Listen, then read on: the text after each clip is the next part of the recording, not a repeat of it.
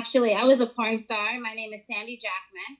Okay. I enjoyed my job. As a matter of fact, I stopped doing my job because of this incident. It was never the same to me being a porn star.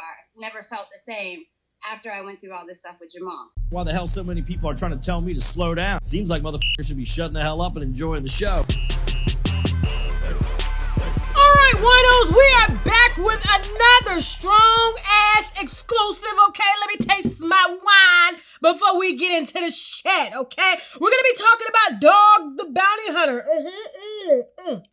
Dog apparently is messing with his late wife assistant, according to his daughter. We'll get into that in a second. We also got an exclusive on 600 Breezy, Sky from Black Ink's ex. And I'm going to tell you why he's an ex. And I got a PSA to all young and old women out there if you see this young man here in the DM, okay? We're also going to be talking about Trick Daddy, if y'all give a damn, because he apparently doesn't give a damn about himself. And we're going to end it with a strong-ass batch of wine on Molly Mall. If you don't know who he is a producer slash pimp, and he's been charged with sex trafficking. And we also got one of his sex trafficking victims FaceTiming us tonight, okay? And this story is strong, okay? Bear with us. Go ahead, let's get into the shit. Pour your wine. All right, now let's start with Dog the Bounty Hunter, okay?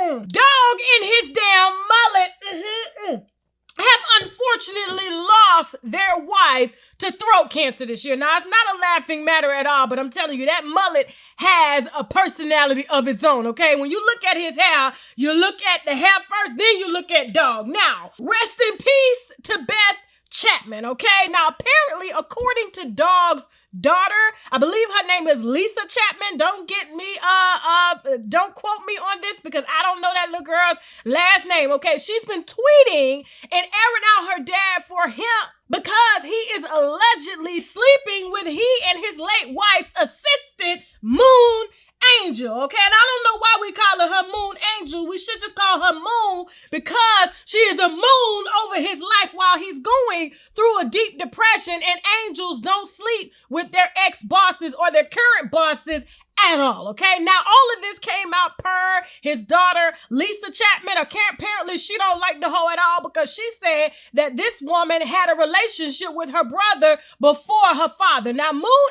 is in her 50s, supposedly, so I don't know how old Dog's son is. I don't understand why he has a son the same age as his current girlfriend because he's around the same age as Moon Chapman. We should call her Moon Chapman even though her name is Moon Angel because she is moving in for a wife position because that's the position she's always wanted, okay? She didn't want the assistant, the personal assistant position. She wanted to personally assist him in his peen after the wife kicked rocks, okay? That's what happened. Now, Moon and Dog have since responded to these allegations because Lisa Chapman is not here for her at all, okay? If she sees her, she will grab her ass by her hard-infested suave hairspray wearing ass, okay? That's what she's gonna do because look at her hair. That shit is stiff as hell. That is suave hairspray, extra hole, okay? And Dog is wearing the same thing, but anyway, okay? But Dog has since responded. He says that they're just friends. I don't understand why you're friends with your personal assistant, especially if she was your wife's personal assistant too, which makes me think that y'all was probably sleeping with each other prior to your wife passing, okay? Because you don't just move on to somebody that fast. His wife has only been gone 6 months. And actually, Moon Angel has responded and she told Lisa Chapman to fuck off. Now, Moon has denied all allegations, saying that she did not move the late Mrs. Chapman, or as Dog calls her, the late Mrs. Dog's clothes out the closet to move hers in, that they are just friends, okay? But I find that hard to believe because Dog even responded and said that there'll never be another Mrs. Dog, but according to our research, he has had 6 Mrs. Dogs already, and also quoted that he cannot be alone. He doesn't like being alone at all, and he needs a woman by his side. And so this woman knows that, and she's moved in, and she's honestly going to be the next Mrs. Dog, whether we like it or not. And we can see Lisa Chapman trying to chop this shit off by the roots instead of trying to chop her damn daddy's 80s hairstyle off, okay? That shit needs to go. I'm sorry. It's not attractive at all. It's not a brand, okay? We will still watch Dog without that damn, what do you call that shit?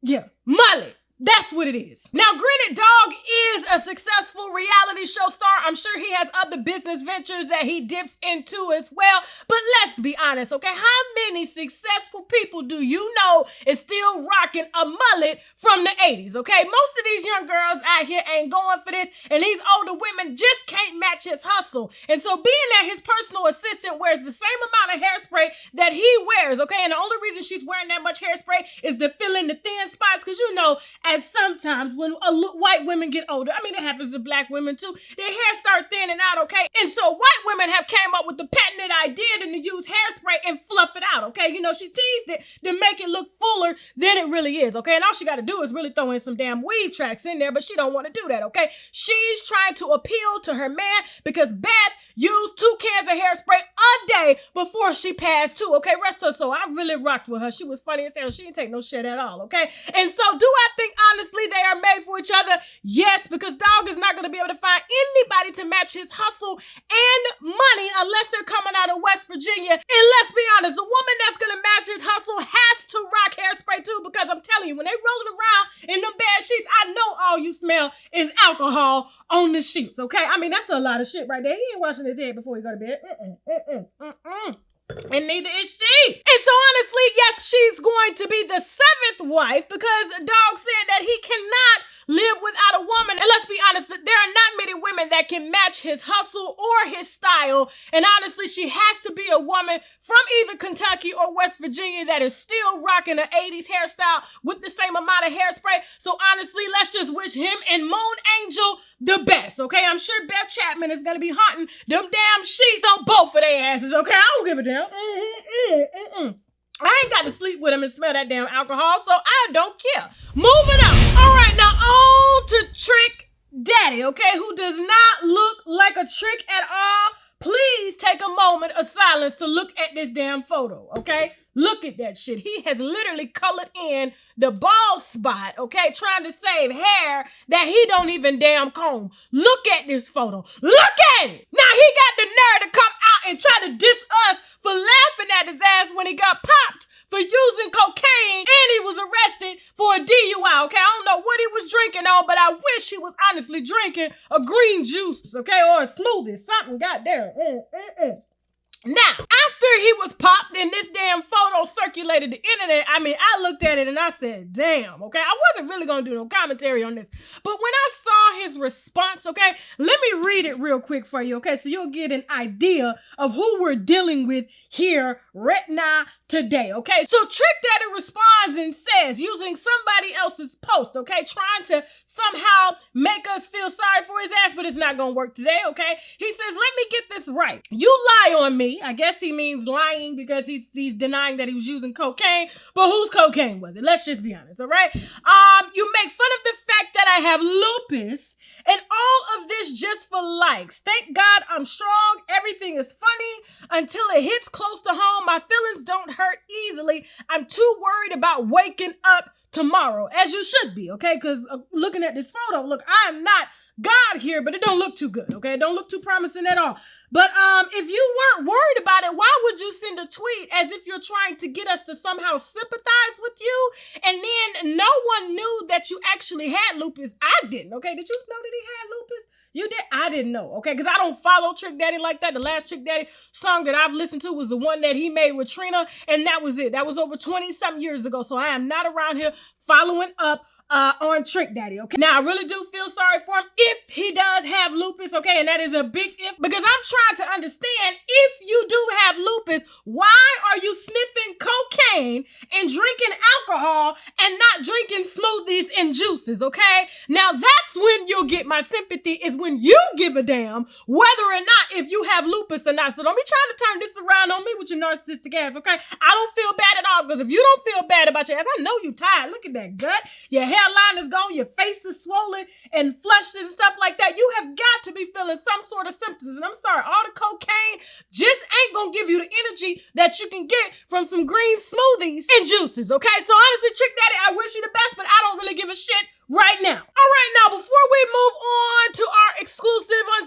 600 Breezy and Sky from Black Ink, as well as our strong barrel of wine on Molly Ma, the producer. Y'all better stick around for this because it's about to get real here on this internet. We have to brag about a sponsor, which means boldly raise a glass to. The olive leaf extract can help detox your body in just 7 days.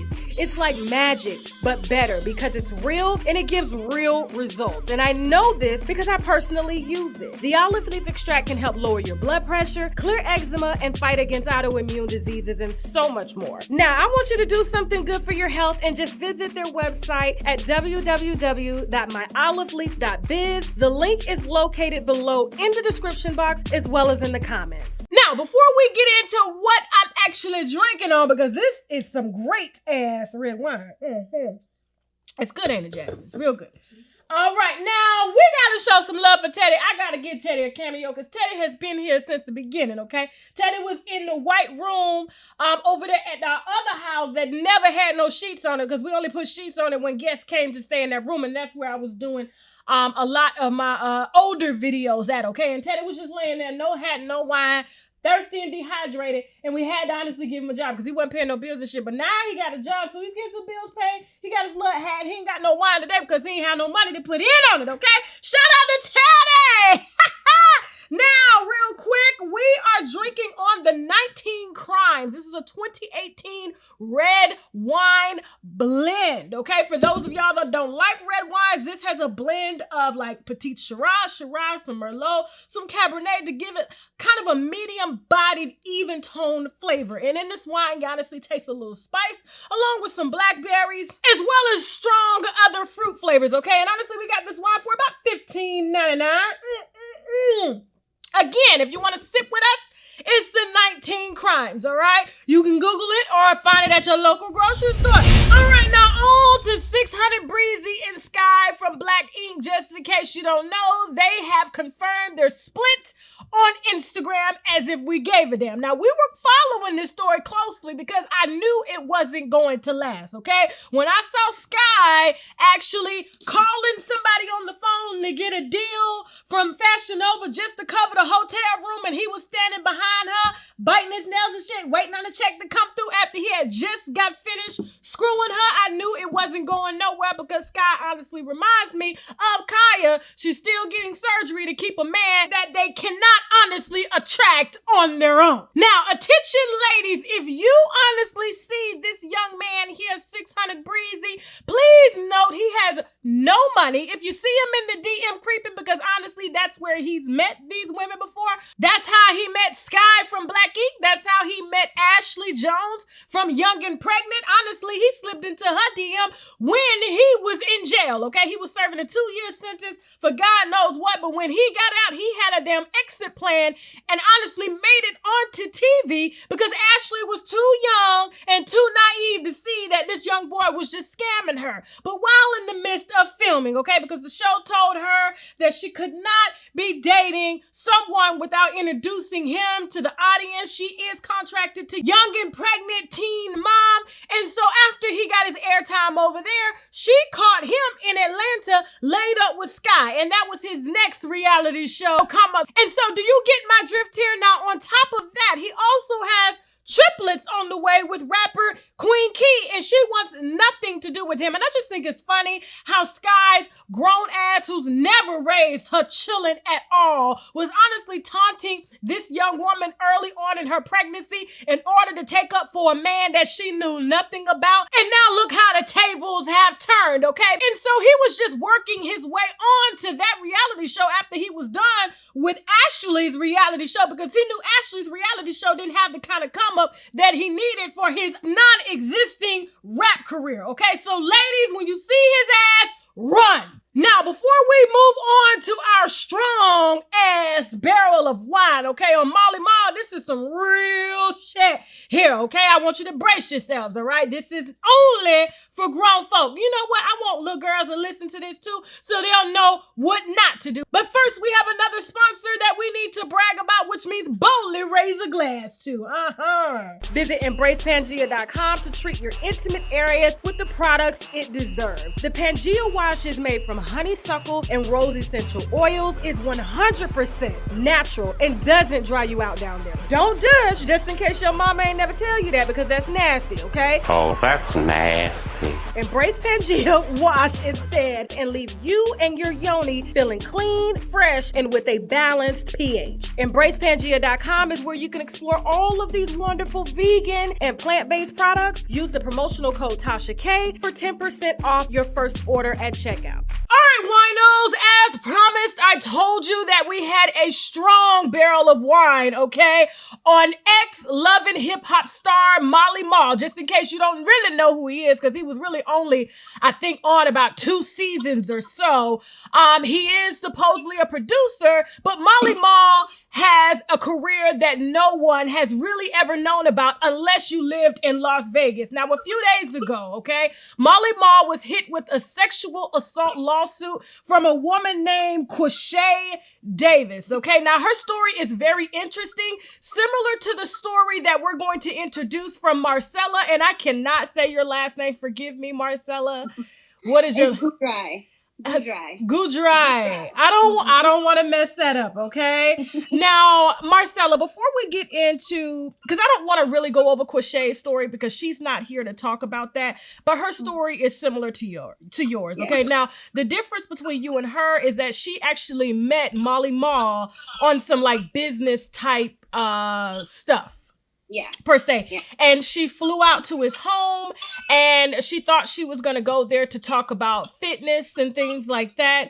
But that wasn't the case. And so she wound up being drugged, her words, and wound up in I guess a sex orgy or something like that. Mm-hmm. And you contacted me because your story is similar to hers because you've had dealings with Molly Mall for quite some time. Yes, I did. Actually, I contacted you even before that. To talk about Molly Malls. But when this came out, I contacted you again because it gave me a little bit more leverage.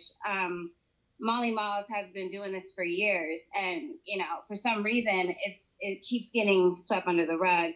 I was actually Molly Mall's friend. I met him around 2006. We used to hang out all the time.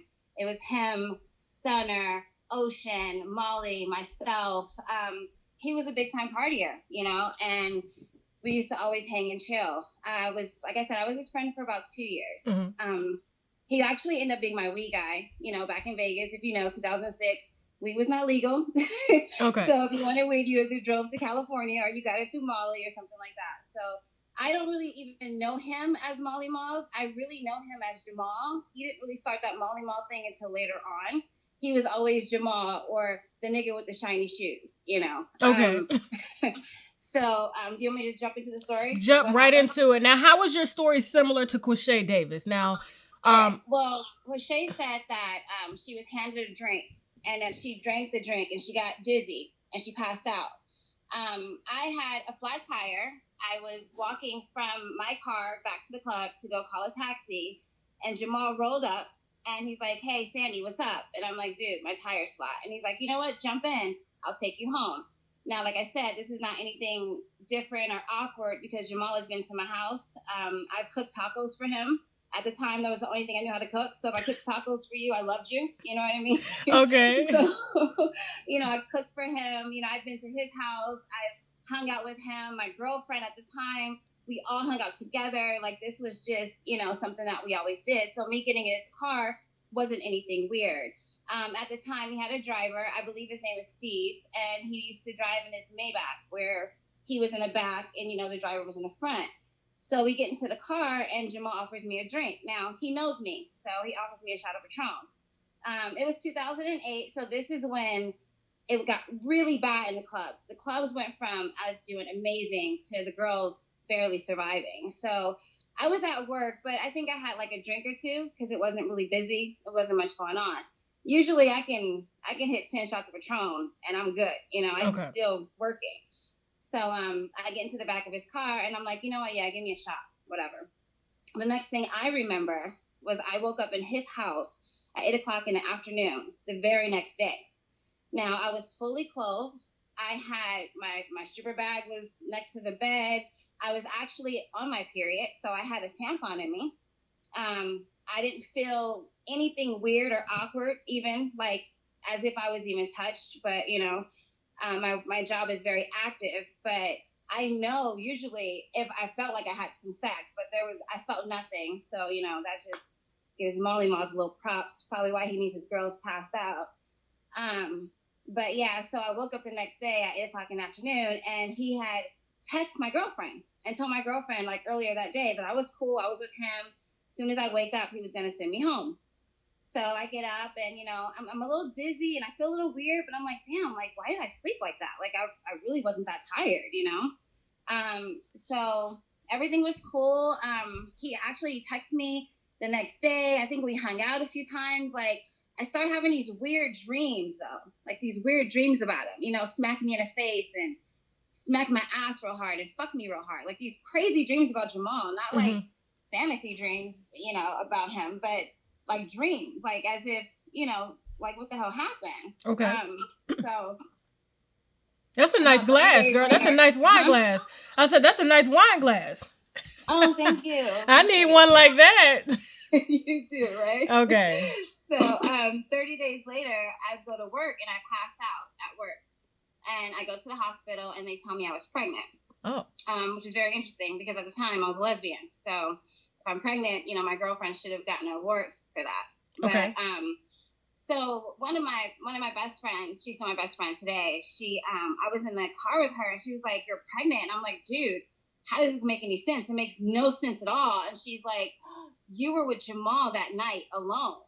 And I was like, "What do you mean?" And she was like, you know, she kind of like said, "Remember, like he texted Jay and everything. You guys were alone. Like you didn't come home until late the next day."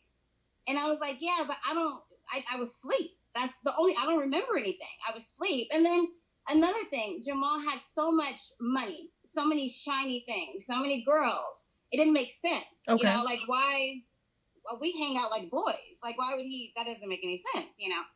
So she said, nah. She said, "That nigga's been obsessed with you. I can tell by the way he looks at you. You need to call him and act like you know what happened." So I was like, okay. And she was like, "Seriously, because this makes no sense." So I pick up the phone, I have him on speaker. And I'm like, he picks up the phone. I'm like, "Jamal, what's up?" And he said, "What's going on?" I said, "That night that I came to your house," I said, "Did you fuck me?" He was like, "Yeah, I did. And I recorded it."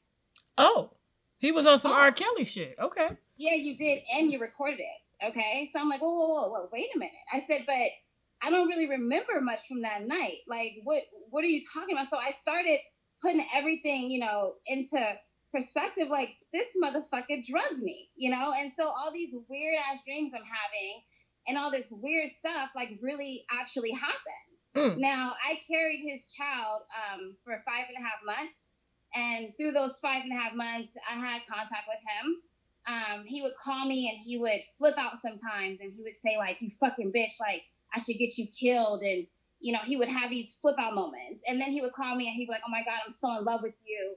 I can't believe I did that. I was just on drugs and I guess I just lost control." And honestly, I thought this was an isolated incident.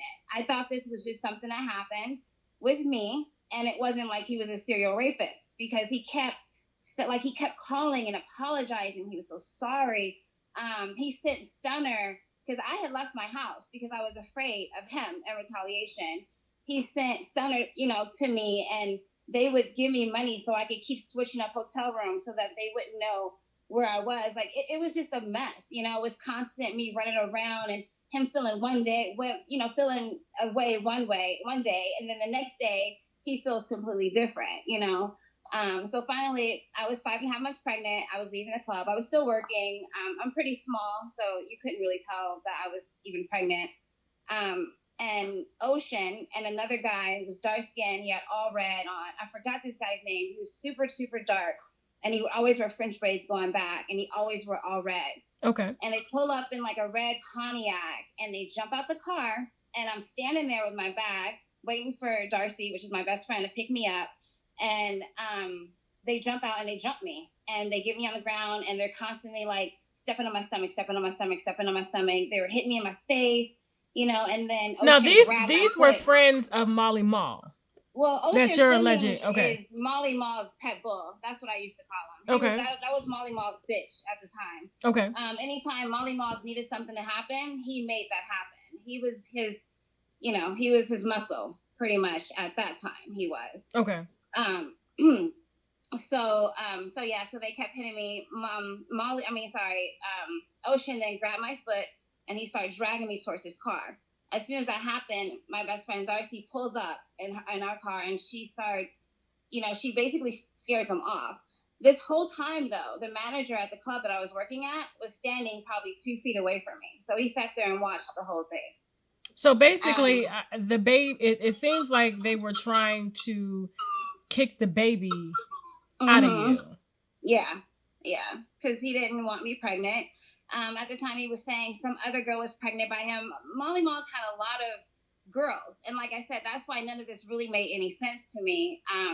So even, the little, and we were close, at least I thought. So the weird lies about he was sorry and he was on drugs, and I really believed him for a while. And then I started hearing other girls in the club having issues with him. Other girls in the club got drugged, or, he was real violent, or this happened, or that happened. You start hearing all these rumors about him all of a sudden. So before 2008, I never heard anything weird or bad about Jamal. Then all of a sudden, it just started happening, over and over and over again. And no matter what you did, you can call the cops, you can call the detectives, you can make a report.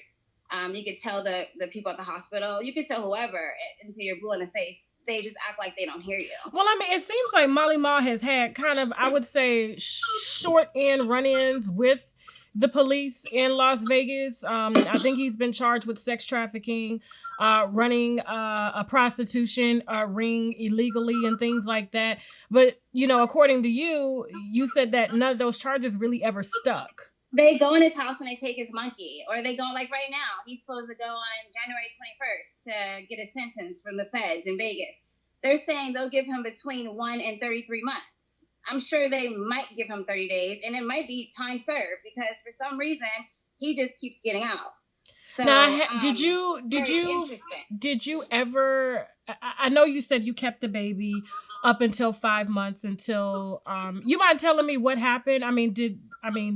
The baby is. Okay, I don't so want to assume. Attacked me that night. Okay. They cracked the baby's nasal cavity and they cracked a few bones in the baby's body. I was okay with raising a baby that might have looked like Uncle Fester, but I wasn't okay with raising a baby that was a little retarded. I just couldn't. I'm not strong enough for that, Okay. So I actually met up with him and he paid for my abortion with the American Express at the clinic on Flamingo. He met me up there and he paid for it. Like I said, with him, it was always big drama, no drama. Big drama, no. It was like if he's 4 people in one, Okay. He has a lot of issues, and I just wanted to be over. After being almost killed, like I said, I would negotiate a lot between Stunner, which was another big guy in Vegas. I would negotiate between him so I could deal with Jamal half of the time, And so Stunner was usually the one that would meet me or help me or whatever. And I actually met Jamal through Stunner, and Stunner just happens to be, he had some escort services in Vegas along 2006, and I don't know if he still has them or not, but that's who he was. Okay. So now let me ask you something. You said that night that you had woke up and your tampon was still in. Yes. Which means that this man had to pull my tampon out of my pussy and have sex with me while I was passed out like a corpse, and then put a new tampon. So go through my stripper bag and put a new tampon back in my pussy. That's how cold he is. Fucking weirdo. That's some Harvey Weinstein shit there. Wow. Okay, I'm trying to get that image out of my head. Yeah, now, were you in the last days of your period? Because you said that you were pregnant? It was day 4, actually. I know for a fact because it was the day where it's so weird. So much information. The day where my body kind of rests and I get a break. So I don't bleed as much. Okay. But yeah, it was day 4. That's why I even went to work. Okay. Because I know, I've heard of some women getting pregnant on their periods. So, yeah, it's just, I know a lot of people are probably going to ask questions like, wait a minute, how were you able to get Well, pregnant? you can ovulate on your period. People are stupid, so they ask dumbass questions. Yeah, because I they know, don't I know, actually research I know. things. Okay. So they can ask me any questions they want to ask me. What I'm telling you guys is facts. And you can blow it up. You can say it was what I did for a living. You can say it was because I don't think, regardless of what you do for a living, consent, when you consent, that's when it's okay. Okay, so we're not going to get into that right there because I'm a woman myself. So if you sell it and they didn't pay for it, you still didn't give consent. So you stole that shit. You stole it. Right. So I mean, of course, some time has passed. What made you like really want to come forward today? Did you want to give Quashay Davis like something to stand on? I mean, would you be? I want her to know that she's not crazy. I've actually tried to come forth way more than just this time. I just figured out, as a matter of fact, someone said something pretty mean to me. They said, well, if you're going to keep on complaining about Jamal, then you need to figure out how to take it to social media. And I was like, oh shit, social media. And that's actually when I contacted you. It's because I really never thought of social media. I tried to contact the DA, the feds, I tried to go through lawyers. I've tried to go through the news stations and stuff like that. And it's just, it comes out to nothing. The last time he had a case, which was last year, it was, I guess, some prostitutes that was working for him. So when that happens, I never really, it's hard because they work for him. So they must have seen something or known something of that nature. With me, I just partied with him. I didn't even know he was that kind of guy. There's tons of pimps in Vegas, especially back then, and they weren't going around raping and killing girls or doing whatever. You know what I mean? They just party with the girls. That's just what they do. Now, I was I'm a known renegade. I never had a pimp. I never needed a pimp. I always made my own money, and I always made a lot of money.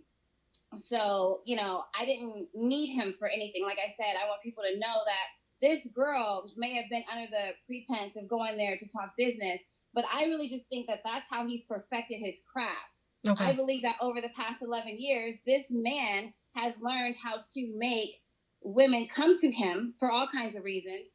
And he's learned how to take advantage of them. And he's learned how to make them feel like it was all their fault, And he says something in her little case. He says something like, you took it like a pro. He said, how are you feeling? And she said, I'm swollen and I don't feel good. And I just want my medicine. And he was like, well, I just want to make sure you're okay. But you took it like a pro. Now, if I had a sexual encounter with somebody that told me that I took it like a pro, and I remembered, and this is something I did with them and I enjoyed it, I'd have been like, yeah, nigga, and you liked it. You understand what I'm saying? Right. But you know what she said? Okay, but when am I going to get my medicine? You see what I'm saying? Yeah. That's a different type of response. So yeah, I do believe that he was just trying to throw things out there to make it seem like he didn't do anything forcefully. Why all of a sudden a miss you text? She just keeps talking about it's her medicine. He says, I missed you. She didn't say I missed you back.